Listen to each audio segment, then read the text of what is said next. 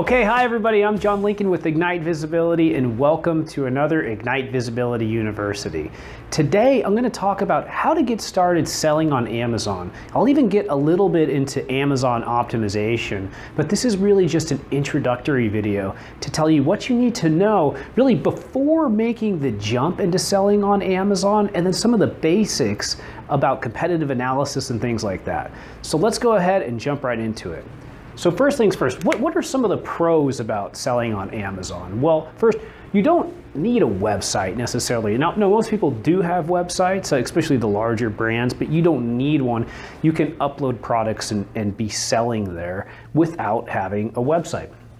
Also, they handle the shipping, the merchant, and the customer, so that you don't need to ship in certain cases if you use FBA, Fulfillment by Amazon.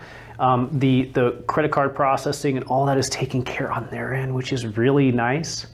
And they handle the customer interaction as well, which is a major pro. Also, they've got 244 million users who are on Amazon, which is a significant amount compared to many other websites online, and 54 million users that are using Amazon Prime. I use Prime. I'm sure many of you do who are watching this video. It's so easy. People go straight there. In fact, 44% of people, when they go to make a purchase online, go directly to Amazon. That is a huge amount. So Amazon is forcing all of these smaller websites in order to sell through them because they have the larger distribution, okay? So there's a lot of pros, and I try to push pretty much anybody into Amazon, but there's also cons too. So here are some of the things that you need to be aware of. First, they charge a fee, right? A variety of fees, actually. So that for individuals, it's 99 cents per sale plus a percentage of each sale, okay? I'll get into that more in a second. If you're on the Pro Merchant account, it's $39.99 a month, plus they also charge a percentage of the sale, okay? Now, the sales vary based off of the category. It's usually like about 8% to 14% of the sale Amazon takes, okay? Now, for baby products, for example, right here, this is a baby, I drew this picture.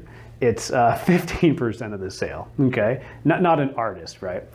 Now, also, you lose some control, right? So that's important. So, you know, if it's not going all through your website, you don't control the entire transaction. People can leave negative reviews.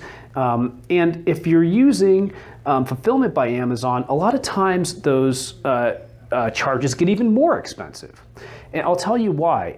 You know, despite just the normal percentage that they charge, they'll charge you for other things like keeping your products there, right? So monthly storage fees through January through September are about 48 cents per cubic foot. And then through October through December, it's about 64 cents. So if you're storing things in an Amazon warehouse, they're fulfilling and shipping it for you, right? They're gonna charge you a storage fee for that, okay? All things to keep in account. Now, other things, there's other fees. There's inventory placement fees, there's order handling fees, and then there's a pick and pack fee, right? So there's a lot of different fees. There's different cons. It gets expensive, right? But the simplicity makes it really good. If you ask me, if you have the opportunity to sell on Amazon, I recommend you get in and you get good at it fast, okay? But what's the next step to doing that? Well, here's what you would do. Some competitive analysis is always a great place to start. So once you know what specific product you're looking to sell, review the top sellers. Look at their titles, their description, their bullet points. These are really important things for conveying messages that convert, right? When a user comes in, they see these things, it causes them to convert. It's a very big part of Amazon SEO, but also it's an important part of the relevance of the product to the query, okay? And I'm gonna talk more about that in a moment. Also, pricing is really important. So I always recommend look at the 10 best performing products in the category. Look at their pricing, look at your product, think about your margins. How do you fit in there? And what's the most competitive price point that you can have? Because pricing is a big factor in sales, of course. What sizes, colors, and bundles do they have? Bundles are huge, right? I just bought a wetsuit. I'm a big surfer. they bundled in a hood for my wetsuit for the winter for a very, very low price and enticed me to buy both at the same time.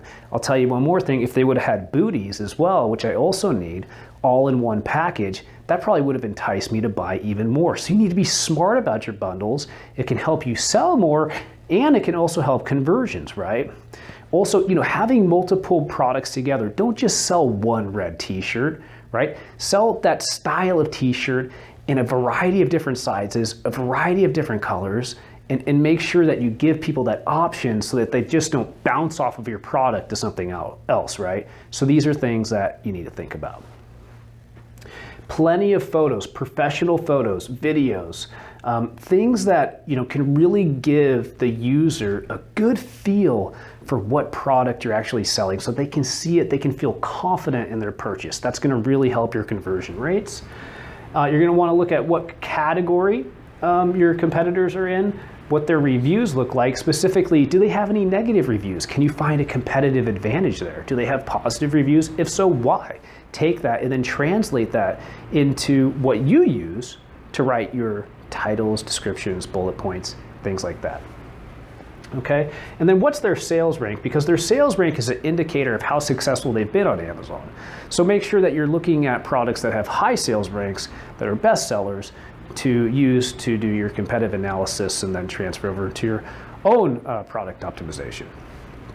Okay, so there's your competitive analysis. We talked about the pros and cons, but let's get into just a little bit about Amazon search engine optimization, what goes into it.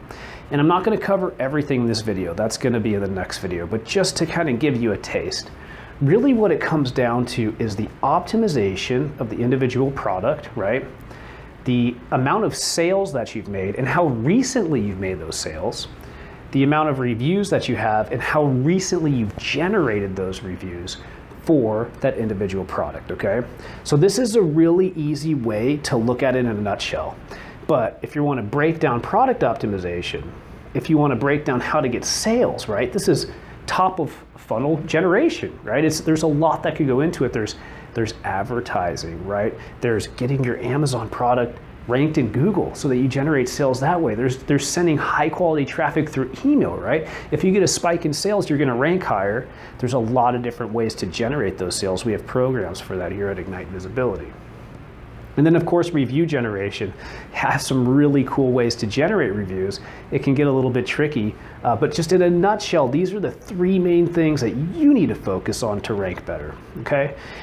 And then kind of the last thing that I'll say is the competition factor. So you can have really great product optimization, almost no sales and no reviews, and if the competition's very, very low, and they don't have either of those things either, then you're gonna rank high just as a result of your product optimization, right? So when you go into a really competitive category, you need to look at the competitive landscape, think about why they've been successful, right? Where are they dominant?